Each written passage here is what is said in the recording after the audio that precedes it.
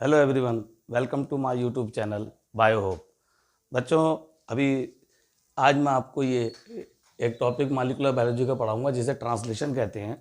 इससे पहले मैंने ट्रांसक्रिप्शन आपको पढ़ाया था 2 वीडियो में, एक में ट्रांसक्रिप्शन ऑफ प्रोकैरियोट और एक में ट्रांसक्रिप्शन ऑफ यूकैरियोट। दोनों वीडियो हम डाल चुके हैं। आज हम ट्रांसलेशन पढ़ा रहे हैं। ये बहुत एक ज़बरदस्त टॉपिक है जिसमें आपको आज पता चल जाएगा कि किस तरह से प्रोटीन का फॉर्मेशन होता है। अभी तक जो हमने ट्रांसक्रिप्शन में दोनों ही, चाहे प्रोकैरियोट में चाहे यूकैरियोट में हो रहा हो बच्चों, एक बात पढ़ी थी कि डीएनए से कैसे आरएनए बनता है। आज हम ये पढ़ेंगे कि जो आरएनए बनता था वो कैसे प्रोटीन बनाती है, जो ट्रांसलेशन का टाइप होता है, कैसे डिस्कस करेंगे उसे समझे। पहले पहले वीडियो में हम ये पढ़ चुके हैं बच्चों, आपने देखा होगा कि डीएनए से आरएनए बनता है। एक्चुअली 3 तरह के आरएनए बन सकते हैं, पॉसिबिलिटी है। कौन कौन से 3 आरएनए? जैसे कि टी आरएनए, जैसे कि आर आरएनए और एक एम आरएनए, जिसे हम मैसेंजर आरएनए भी कहते हैं। ये एम आरएनए है जिसे मैसेंजर आरएनए भी कहते हैं। तो डीएनए से जो आरएनए बनते हैं, ये प्रोसेस ट्रांसक्रिप्शन है। इसमें जो एम आरएनए है वो आगे क्या काम करता है वो समझना है आपको। इस एम आरएनए से प्रोटीन का फॉर्मेशन होता है बच्चों। ये प्रोसेस कहलाती है हमारी ट्रांसलेशन, जो ये यहाँ लिखा है। मैं यहाँ लिख देता हूँ ताकि समझ में आ जाए। ट्रांसलेशन। तो ओवरऑल 2 स्टेप हमने देखे यहाँ। डीएनए से आरएनए का बनना यानी एमआरएनए का बनना, ये ट्रांसक्रिप्शन जो हम पढ़ा चुके पिछले 2 वीडियो में आपको, और एमआरएनए से प्रोटीन बनना, ये प्रोसेस कहलाती है ट्रांसलेशन। ठीक, तो एक डेफिनेशन है जो यहाँ लिखी है, जिसको आप समझ के आसानी से समझ जाएंगे डेफिनेशन को। The process of synthesis of protein, क्योंकि प्रोटीन सिंथेसिस हो रही है यहाँ देखिए। एमआरएनए से प्रोटीन बनना यानी प्रोटीन सिंथेसिस की प्रोसेस हो रही है बच्चों। ठीक है, तो the process of synthesis of protein from, कहाँ से कहाँ तक हो रही? From mRNA with the help of ribosome. MRNA की हेल्प से जो प्रोटीन सिंथेसिस हो रही है और राइबोसोम की हेल्प से हो रही है, इस प्रोसेस को ट्रांसलेशन कर रहे हैं। ये इस डेफिनेशन में लिखा है। एक चीज़ और देखना हमको, this process takes place in cytoplasm. ये प्रोसेस कहाँ होती है? सेल के अंदर, साइटोप्लाज्म के अंदर ये प्रोसेस कंप्लीट होती है। तो this process takes place in cytoplasm, ये याद रखिएगा, नीट में क्वेश्चन पूछ सकते हैं। हमने आपको एक वीडियो और बनाया था जिसमें translation unit, transcription unit actually हमने पढ़ाई थी, लेकिन यहाँ हम बात कर रहे हैं ट्रांसलेशन यूनिट की। जैसे एमआरएनए होता है ना हमारा, एमआरएनए 5 प्राइम टू 3 प्राइम, ये पिछले 2 वीडियो में आपने देखा होगा, लगातार हमने ये बात डिस्कस की है आपसे कि जो एमआरएनए होता है वो 5 प्राइम टू 3 प्राइम होता है। ठीक है, ध्यान रखिएगा। एक्चुअली इस एमआरएनए पर ये 4 स्टेप मैं बताना चाह रहा हूँ जो मौजूद होते हैं। कैसे? सबसे पहले से एमआरएनए पर स्टार्ट कोडान लगा होता है, जिसे हम AUG कहते हैं। ये हम आपको पहले भी डिस्कस कर चुके हैं, कोडान वाले पोर्शन में इसके बारे में बताया था हमने आपको कि एमआरएनए पर जो स्टार्ट कोडान मौजूद होते हैं वो AUG, जो प्रोटीन सिंथेसिस को स्टार्ट करते हैं। AUG एक मिथ्योनिन नाम का अमीनो एसिड होता है, उसको कोड भी करता है। ठीक है, 2 फंक्शन में से डुअल फंक्शन इसके पिछले वीडियो में डिस्कस किए थे आपके AUG के। तो एक तो स्टार्ट कोडान हो गया एमआरएनए पर AUG, दूसरा region coding for a polypeptide. Polypeptide को कोड करने के लिए रीजन्स मौजूद होते हैं यहाँ पर इसमें। तीसरा होता है स्टॉप कोडान। 3 तरह के स्टॉप कोडान हैं, UAA, UAG, UGA। 3 stop codon मौजूद होते हैं, यहाँ ध्यान रखिएगा। UAA, UAG, UGA, ये तीनों हमने आपको पढ़ा चुके हैं। ठीक है, ये कोडान वाले चैप्टर में भी डिस्कस किया था। अब इस एमआरएनए पर कुछ अनट्रांसलेटेड रीजन भी मौजूद होते हैं, जिन्हें हम शॉर्ट में UTR के नाम से जानते हैं। UTR यानी अनट्रांसलेटेड रीजन, जो 5 प्राइम से 3 प्राइम तक आरएनए पर देखने को मिलते हैं। अभी हम आपको दिखाएंगे। जैसे कि हमने एक एमआरएनए बना रखा है, ये एमआरएनए लिखा है, ये पूरा जो दिखाई दे रहा है आपको ये एमआरएनए है। इस एमआरएनए पर ये जगह लिखा है देखिए UTR। UTR का मतलब अनट्रांसलेटेड रीजन।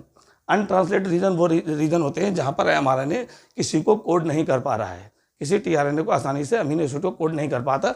यहाँ पे कोडिंग हो ही नहीं पाती, प्रोटीन सिंथेसिस के लिए कोई भी कोडिंग नहीं हो पाती। तो प्रोटीन सिंथेसिस के लिए जब कोडिंग नहीं हो पा रही है तो वो अनट्रांसलेटेड रीजन होते हैं, क्योंकि ट्रांसलेशन हो ही नहीं पाएगा इस जगह पर। ठीक है, स्टार्टिंग यहाँ भी हो सकते हैं ये UTR, और इस साइड में भी हो सकते हैं, और बीच में ये बहुत सारे कोडान लगे हैं। ये ट्रिपलेट कोडान है। सबसे पहला कोडान जो प्रोटीन सिंथेसिस को स्टार्ट करता है एमआरएनए पे, वो AUG होता है, जो मिथ्योनिन को कोड करता है। आपको मालूम है ये बात। ठीक है, अब इसके बाद और लाइन से कई कोडान होंगे, और अंत में लास्ट में जो हमारे स्टॉप कोडान होते हैं, चाहे वो UAA हो, चाहे UAG हो, चाहे UG हो, इन 3 में से कोई एक कोडान आ जाता है जो प्रोसेस को स्टॉप कर देता है, रोक देता है। तो AUG स्टार्ट कोडान है, प्रोसेस को स्टार्ट करता है, प्रोटीन सिंथेसिस को। प्रोटीन सिंथेसिस प्रोसेस को स्टार्ट करने का रोल सबसे पहले AUG का, ये स्टार्ट कोडान थे, मैंने जैसे बताया आपको, और जो एंड करता है प्रोसेस को वो ये स्टॉप कोडान, चाहे वो UAA वाला हो, चाहे UAG वाला हो, चाहे UGA वाला हो। ठीक, इनके बारे में हमने बताया था, ओकर, अम्बर और ओपल, 3 नाम होते हैं इनके, बताए थे। तो ये देखिए, ये जो रीजन दिखाए गए हैं जहाँ से प्रोटीन सिंथेसिस स्टार्ट होगी AUG कोडान से, यहाँ से लेके और जहाँ ये एंड होगी, ये जो बीच का जो एरिया है that is made of polypeptide chain. यहाँ पर बहुत सी प्रोटीन की, अमीनो एसिड की पॉलीपेप्टाइड चेन बन जाती हैं जो बाद में प्रोटीन बनाती हैं। ये रीजन है वो, ये दिस रीजन मैंने एरो लगा के दिखा दिया है कि यहाँ से स्टार्ट होता है बनना और यहाँ एंड हो जाता है। तो ये जो बीच का रीजन है it is made polypeptide chain. ये बहुत सी पॉलीपेप्टाइड चेन अमीनो एसिड की बनती हैं mRNA पर। अब हम आगे बढ़ते हैं। अभी तक प्रोटीन सिंथेसिस हमने स्टार्ट नहीं की है, ये सिर्फ थोड़ा सा इंट्रोडक्शन आपको पहले पढ़ा रहे थे।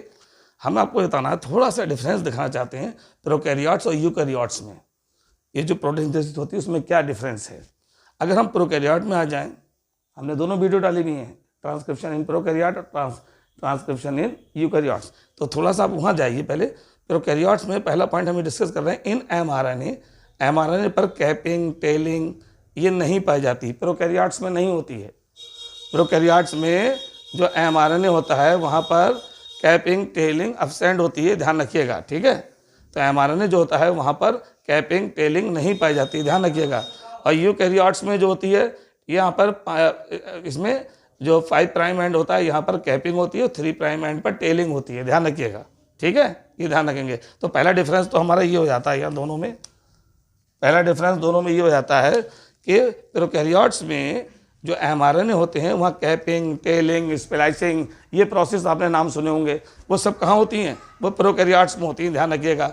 और यूकैरियोट्स में बिल्कुल नहीं होती, क्योंकि यूकैरियोट्स में जो 5 प्राइम एंड होता है यहाँ कैपिंग और 3 प्राइम एंड पर टेलिंग वाली प्रोसेस हो रही है, ध्यान रखिएगा। ठीक है, और दूसरा डिफरेंस ये होता है कि प्रोकैरियोट्स में 70S राइबोसोम पाए जाते हैं और यूकैरियोट्स में होते हैं बेटा 80S राइबोसोम पाए जाते हैं। एक्चुअली ये S क्या है, ये S जो दिखाई दे रहा है, ये 70S जो 80S, ये क्या होता है, ये एक स्वेडबर्ग यूनिट है। स्वेडबर्ग यूनिट क्या होती है इसके बारे में आपको बता दूं। S70S या 80S क्यों लगाते हैं, ये राइबोसोम जब मैंने आपको पढ़ाया था सेल वाले चैप्टर में तो उसमें भी डिस्कस किया था थोड़ा सा। वैसे तो इतना सिलेबस का पार्ट नहीं है, लेकिन जानकारी के लिए होना बहुत ज़रूरी है, मालूम होना चाहिए कि S क्यों लगा है। ठीक है, तो S जो एक स्वेडबर्ग यूनिट है। ठीक, अभी हम बताएंगे क्या होता है, क्यों S बोलते हैं इसको। एक्चुअली 70S राइबोसोम होते हैं। ईच राइबोसोम, चाहे वो 70S हो चाहे 80S हो, वो 2 सब यूनिट से मिलकर बना होता है। उसमें एक लार्जर सब यूनिट और एक स्मॉलर सब यूनिट पाई जाती है। तो हमको दिख रहा है एक राइबोसोम हमने 70S यहाँ बना रखा है, यहाँ लिख दें नीचे, तभी आपको समझ में आ जाएगा। 70S राइबोसोम, ये एक 70S राइबोसोम है। इस 70S राइबोसोम के अंदर जो स्मॉलर सब यूनिट दिखाई दे रही है वो 30S है और जो लार्जर यूनिट दिखाई दे रही है वो 50S है बच्चों, दिख रहा होगा आपको। ठीक है, तो 70S राइबोसोम जो होती है उसकी स्मॉलर यूनिट 30 और लार्जर यूनिट 50 होता है। अगर वैसे से जोड़ेंगे तो 50 और 30 मिलके तो ये 80 हो जाता है बेटा, लेकिन हमें जोड़ की दृष्टि से देखना ही नहीं है। यहाँ मापना दूसरा हमने आपको पढ़ाया था कि जब इसको स्वेडबर्ग यूनिट क्यों कहा गया है, क्योंकि यहाँ पर जब इसके अंदर इसको सेंट्रीफ्यूगेशन ट्यूब में डाला जाता है, एक सेंट्रीफ्यूगेशन ट्यूब है जिसमें राइबोसोम को डाला जाता है और उसको जब सेंट्रीफ्यूज किया जाता है तो ये यूनिट जो होती हैं जिस रेट से सेडिमेंट हो जाएंगी, यानी बेस पर बैठ जाएंगी, तली पर आ जाएंगी इसकी। तो अगर मान लो छोटी यूनिट जो होती है वो 30 की रेट से सेडिमेंट हो जाती है, इसलिए उसे 30S कहते हैं। और जो बड़ी यूनिट होती है वो 50 के S पे सेडिमेंट हो जाती है, उसे हम लार्जर सब यूनिट 50S कहते हैं, 50S के नाम से जानते हैं। और ओवरऑल ये पूरा राइबोसोम जो 50 और 30 की 2 यूनिट से मिलकर बना होता है, ये एक्चुअली 70S राइबोसोम होता है, ध्यान रखिएगा। यहाँ जो 50S राइबोसोम होता है और ये 30S राइबोसोम की 2 यूनिट जो दिखाई दे रही हैं, इनमें rRNA मौजूद होता है और साथ साथ में प्रोटीन्स मौजूद होती हैं। तो इनका फॉर्मेशन किससे होता है, rRNA और प्रोटीन से मिलकर होता है।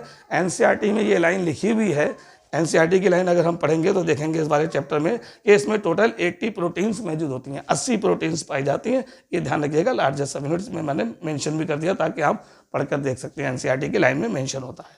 ठीक, तो 70S राइबोसोम आपको समझ में आ गया होगा। It having the two units, smaller सब यूनिट, लार्जर सब यूनिट। स्मॉलर सब unit is 30S and larger सब यूनिट जो 50S एंड लार्जर सब unit having the ribosomal RNA and 80 proteins, ये ध्यान रखिएगा। ठीक है, ये समझ में आ गया आपके। ठीक, अब हम यूकैरियोट्स में अगर देखें तो 80S राइबोसोम होते हैं।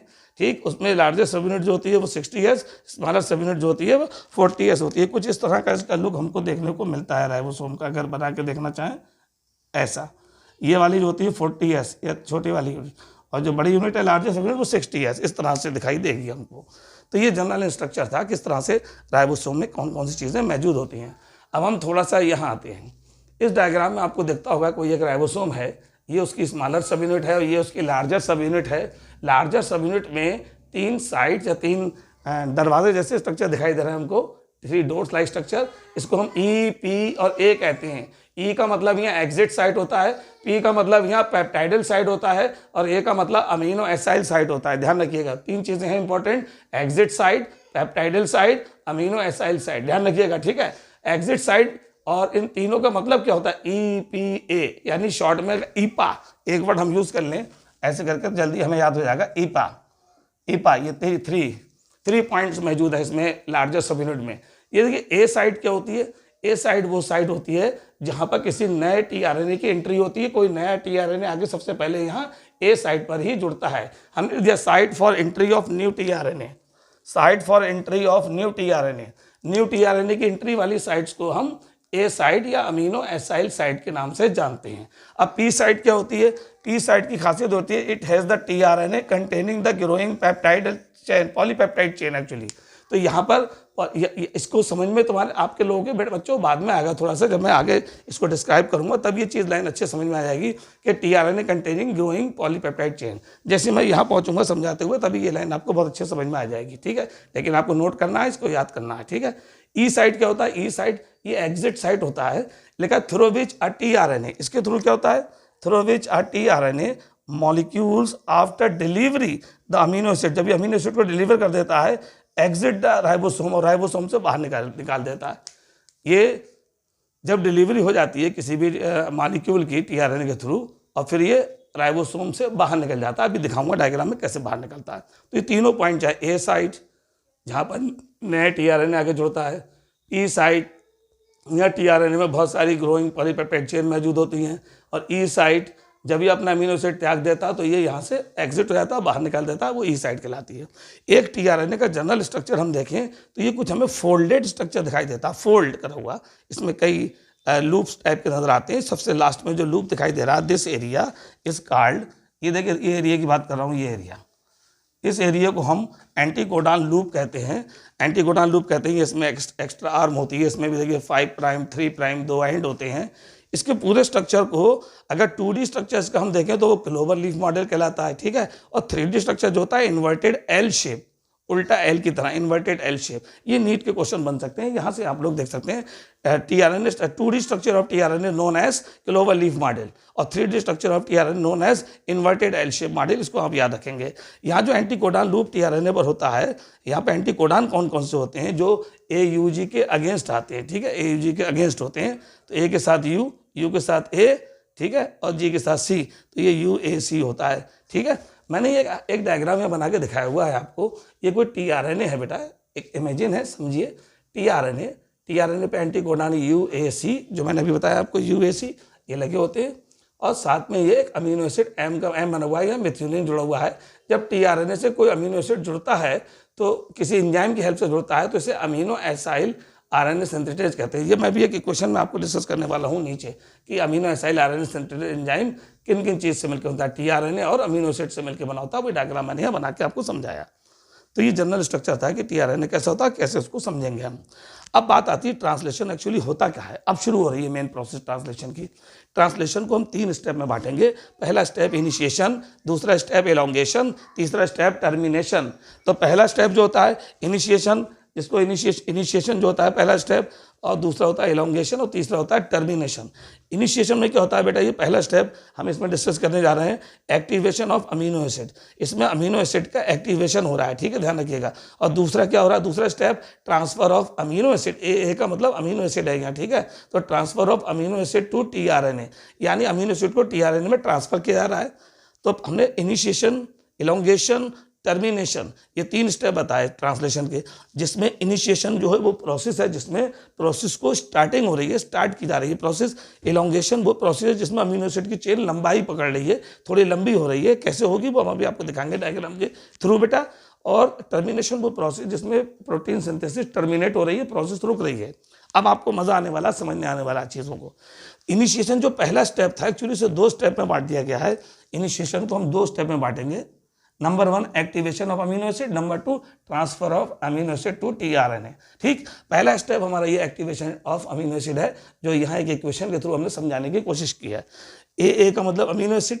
जब कोई अमीनो एसिड एटीपी की प्रेजेंस में amino acyl tRNA synthetase enzyme के साथ रिएक्शन करता है तो वो एक कॉम्प्लेक्स बना लेता है जिसे amino acid AMP enzyme complex कहते हैं। और इस प्रोसेस में 2 फास्फेट ग्रुप बाहर निकल जाते हैं।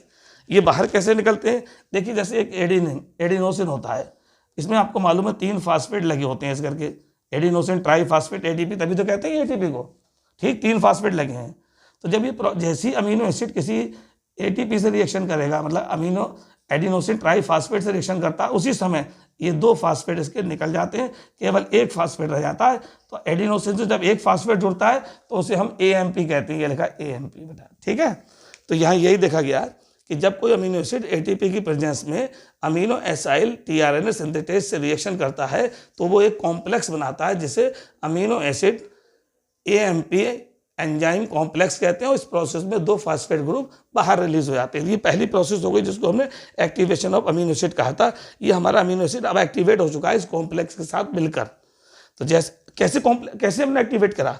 जब इस अमीनो एसिड को amino acyl tRNA synthetase enzyme से रिएक्शन कराया एटीपी की प्रेजेंस में, तो amino acid AMP enzyme complex बना और 2 फास्फेट बाहर निकल गए। अब ये कॉम्प्लेक्स जो बना है इसमें अमीनो एसिड एक्टिवेट हो चुका है।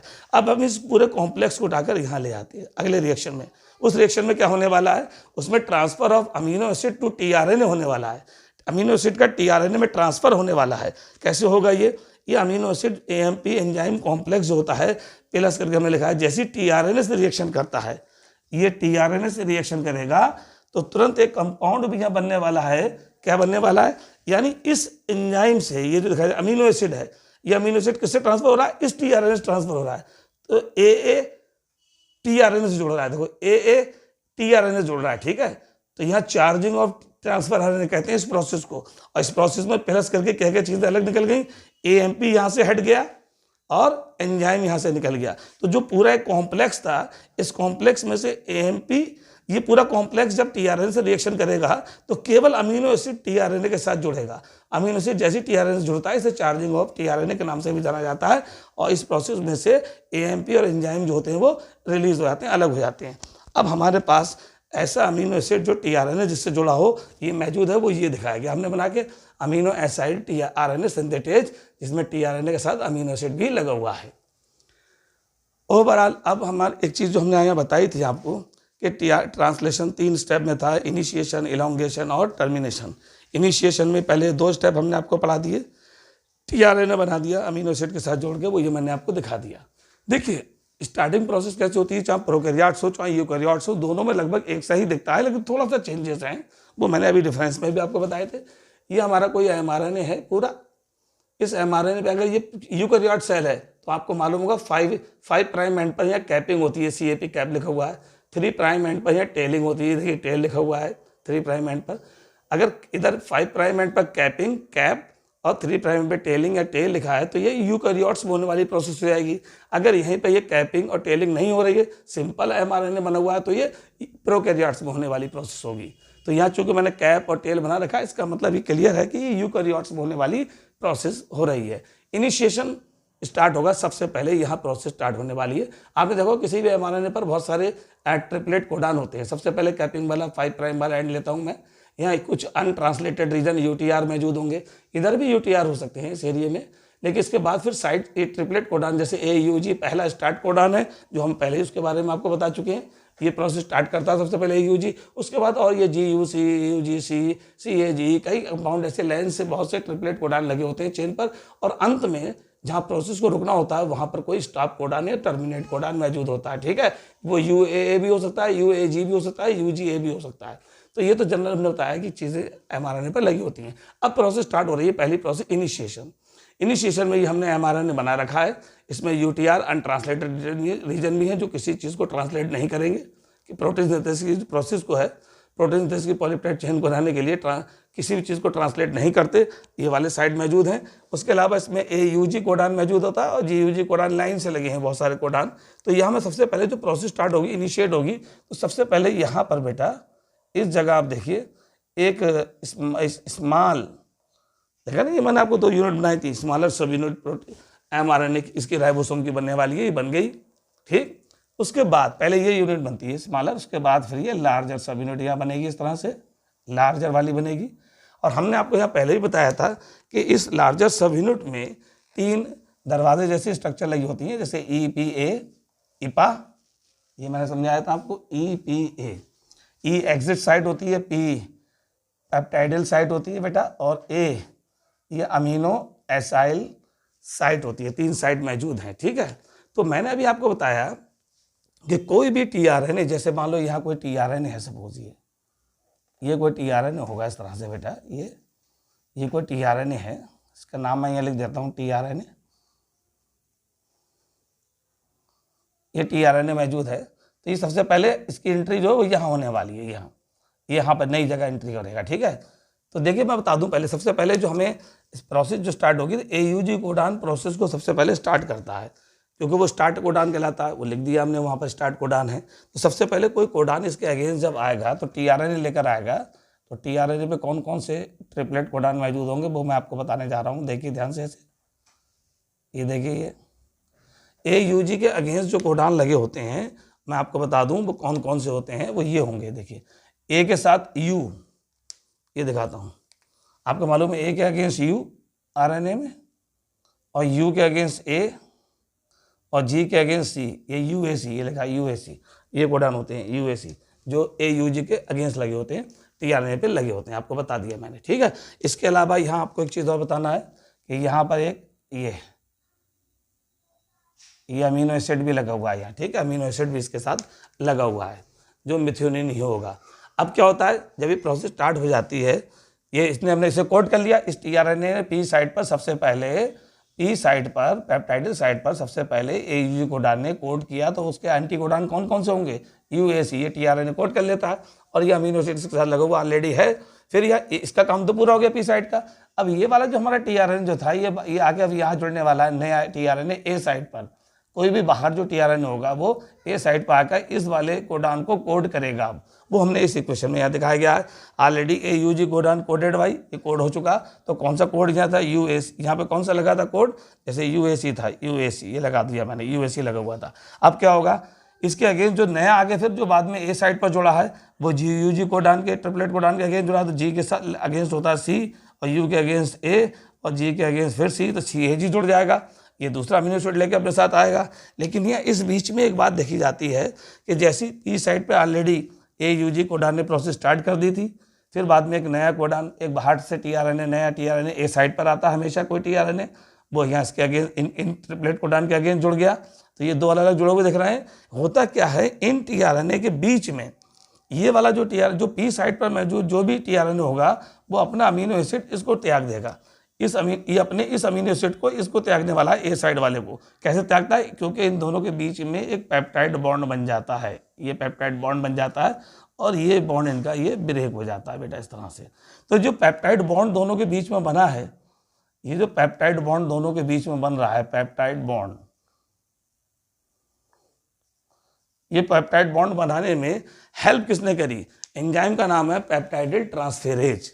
पेप्टाइडल ट्रांसफेरेज नाम का जो एंजाइम है, जो 2 अमीनो एसिड के बीच में बॉन्ड बनाता है। ठीक है, ध्यान रखिएगा, इंपॉर्टेंट क्वेश्चन है।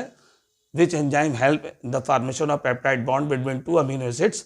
तो 2 अमीनो एसिड के बीच में जो पेप्टाइड बॉन्ड बना, उसको बॉन्ड बनाने को हेल्प किसने करी, पेप्टाइडल। तो ये लिखा है बेटा पेप्टाइडल ट्रांसफेरेज, उन्हें ट्रांसफर किया ना अपना अमीनो एसिड, इसने इसको अपना अमीनो एसिड ट्रांसफर कर दिया।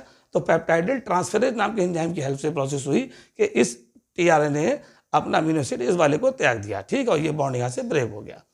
अब प्रोसेस आगे बढ़ रही है। अब देखिए, अब कहानी कहाँ से शुरू होगी। अब ये जो राइबोसोम की जो स्मॉलर लार्जर सब यूनिट थी ना, ये आगे मूव करती हैं, ये ऐसे आगे को बढ़ेंगी। अभी देखिए, ये कोडान जो हमारा AUG कोडान यहाँ दिख रहा था, ठीक है, प्रोसेस को स्टार्ट कर रहा था, अब ये थोड़ा सा आगे शिफ्ट होने वाला है। अब इसको मूव करने के लिए राइबोसोम की स्मॉलर सब यूनिट को ऐसे आगे, इस mRNA पर आगे बढ़ाने के लिए भी कोई एंजाइम हेल्प कर रहा है। वो ट्रांसलोकेश, इस एंजाइम का नाम है ट्रांसलोकेज। क्या नाम बेटा? Translocase enzyme help in the movement of ribosome. ये राइबोसोम के मूवमेंट में हेल्प करता है। एंजाइम का नाम ट्रांसलोकेज, ये हेल्प करेगा। ये एमआरएनए पर ट्रांसलोकेशन अपनी जगह चेंज करेगा, ये थोड़ा सा शिफ्ट हो जाएगा। यानी ये जो हमारा जो ट्रिपलेट कोडॉन है, इसको पीछे छोड़ता हुआ ये आगे बढ़ जाएगा। तो इसका जो ये वाला जो टीआरएनए था, इसने अपना अमीनो एसिड तो इसको त्याग दिया था। अब ये वाला जो था, जब ये इधर को खिसकेगा तो ये वाला खिसक के इधर आ जाएगा, ई वाले साइड में। अगले डायग्राम पे हमने दिखाया, ये लिख भी दिया रहा है, वो so move codon by codon on mRNA. Help कौन कर रहा था? ट्रांसलोकेज एंजाइम हेल्प कर रहा था मूवमेंट करने में। ठीक, अब क्या हुआ? अगला स्टेप शुरू हो गया, एलोंगेशन, चेन एलोंगेशन चल रही है अब ये प्रोसेस। चेन एलोंगेशन में अब चेन लंबी होगी, देखिए प्रोटीन कैसे होने वाली है हमारा। देखिए हमने ये कोडॉन यहाँ से यूटीआर वाले अनट्रांसलेटेड रीजन से पूरा दिखाया था, अब हमने इसको बाहर निकाल दिया है यहाँ।